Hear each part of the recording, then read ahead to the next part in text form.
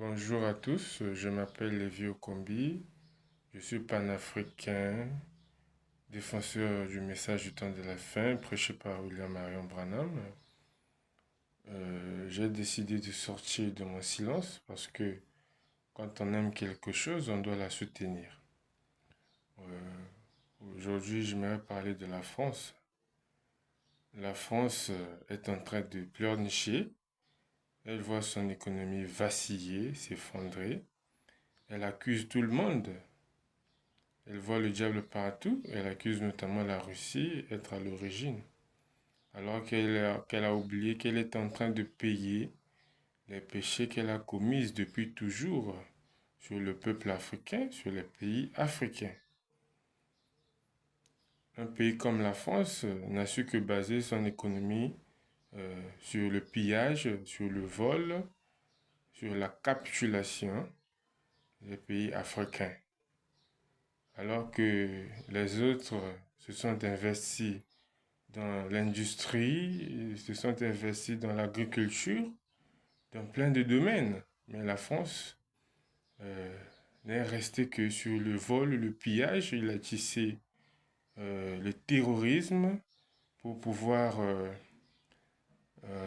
rester toujours à soutirer les ressources des pays africains.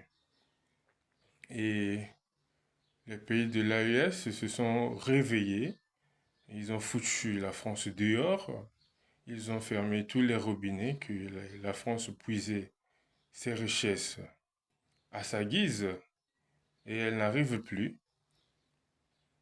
Elle n'arrive plus. La France euh, est en train de payer le mal qu'elle a commis à l'Afrique. C'est ça. Nous allons désormais assister à une immigration qui va changer de direction. Écrivez ça. Nous allons désormais assister à une euh, immigration qui va changer de direction. Ce ne seront plus les Africains qui vont risquer leur vie pour aller en Europe, notamment à la France, pour chercher le survie. Nous allons désormais voir dans un peu de temps l'immigration massive des Français en Afrique pour chercher le survie. Nous allons employer les Français dans nos domiciles ici pour faire le babysitter. C'est ça. C'est ça le coût que les Français doivent payer pour tout ce qu'ils ont commis. Ils vont faire le babysitter dans notre domicile ici. Ils vont être les femmes de ménage et on va les employer comme des femmes de ménage ici. Écrivez ça.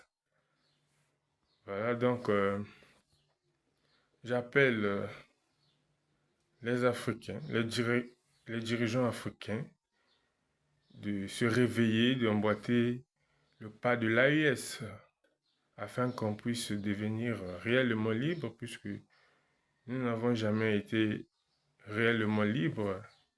Une liberté masquée au fond. Nous sommes toujours tenus sous le joug des Français. Nos richesses doivent désormais nous profiter et profiter à nos générations futures. Plus question de rester esclaves. Merci, c'est en ces termes que je termine mes propos.